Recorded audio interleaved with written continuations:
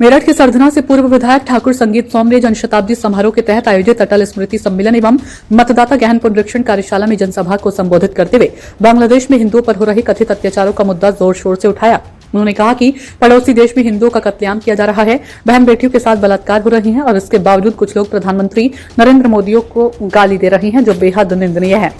संगीत सोम ने कहा कि आज जब प्रधानमंत्री नरेंद्र मोदी विदेश जाते हैं तो पूरी दुनिया यहां तक कि अमेरिका भी उनका सम्मान करता है। उन्होंने कहा कि विदेश यात्राओं में 140 करोड़ देशवासियों की भावनाएं साथ जाती है और भारत का मान बढ़ता है। उन्होंने आरोप लगाया कि मोदी सरकार की जनकल्याणकारी योजनाओं, फ्री राशन, घर घर शौचालय और उज्ज्वला योजना के तहत मुफ्त गैस सिलेंडर से विरोधी दल बौखला गए हैं। पूर्व विधायक ने फिल्म अभिनेता शाहरुख खान पर सीधा हमला बोलते हुए आरोप लगाया कि देश के कुछ लोग क्रिकेट और फिल्मों के जरिए राष्ट्र विरोधी ताकतों को बढ़ावा दे रहे हैं। उन्होंने दावा किया कि बांग्लादेशी खिलाड़ियों को खरीदा जा रहा है और शाहरुख खान द्वारा एक बांग्लादेशी खिलाड़ी को 9.5 करोड़ रुपए में खरीदने का आरोप लगाया। संगीत सोम ने अभिनेता को गद्दार बताते हुए कहा कि देश ने उन्हें पहचानती है और अब ऐसे लोग देश की जरूरत नहीं है। संगीत सोम ने कहा कि उत्तर प्रदेश में भाजपा सरकार बनने के बाद अपराधियों पर सख्त कार्रवाई हुई। उन्होंने अतीक अहमद और मुख्तार अंसारी का नाम लेते हुए दावा किया कि प्रदेश में गुंडों का सफाया किया गया है। वर्ष 2013 का उल्लेख करते हुए उन्होंने कहा कि उस समय बहन बेटियों घर से बाहर निकलने में डरती थी, जबकि आज हालात पूरी तरह बदल चुके हैं। उन्होंने विपक्ष पर निशाना साधते हुए कहा कि पहले ईवीएम को गलत बताया गया और अब मतदाता गहन पुनरीक्षण प्रक्रिया को बदनाम किया जा रहा है।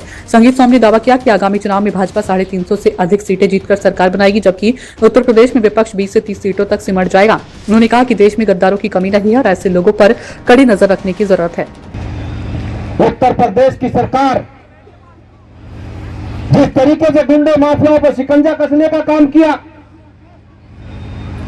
बहन बेटी की सुरक्षा के लिए काम किया, हमने देखा है 2013 में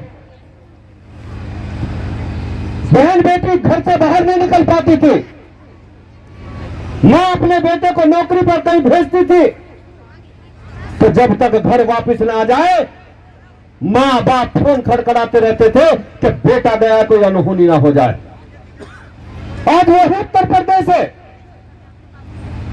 आज वही उत्तर प्रदेश है। अगर रात के 12 बजे भी बहन बेटी सड़कों पर टहलने निकल जाए तो कोई आंख भर कर नहीं देख सकता। आज ये भी उत्तर प्रदेश है। जिस तरीके से विकास हो रहा है, जिस तरीके से उत्तर प्रदेश के मुख्यमंत्री काम कर रहे हैं, जिस तरीके से डबल इंजन की सरकार प्रधानमंत्री जी के आशीर्वाद से उत्तर प्रदेश में काम कर रहे हैं, विरोधी बौखलाए हुए हैं। पहले ईवीएम खराब बताते थे, फिर कुछ और बताने लगे, अब एसआईआर का काम हुआ तो इस पे हल्ला मचाना शुरू कर दिया। और ये आप भी जानते हैं उन्होंने हल्ला मचाना शुरू क्यों किया। हल्ला मचाना केवल इसलिए शुरू किया कि वो जानते हैं कि 27 में जमानत जब्त होनी है सबकी, भारतीय जनता पार्टी 350 साल होगा कि देश में बैठे हुए गद्दार जिन्हें देश ने यहां तक पहुंचाया, देश के लिए उन्होंने आज तक कुछ किया हो तो बताओ। शाहरुख खान जैसे गद्दार आज वहां के रहमान जैसे क्रिकेटरों को 9.5 करोड़ में खरीदने का काम कर रहे हैं। मैं बताना चाहता हूं कि पाकिस्तान खेलने नहीं आ सकता तो बांग्लादेश का खिलाड़ी भारत में कैसे खेलने आ सकता है, मैं पूछना चाहता हूं। कैसे आ सकता है वो रहमान यहां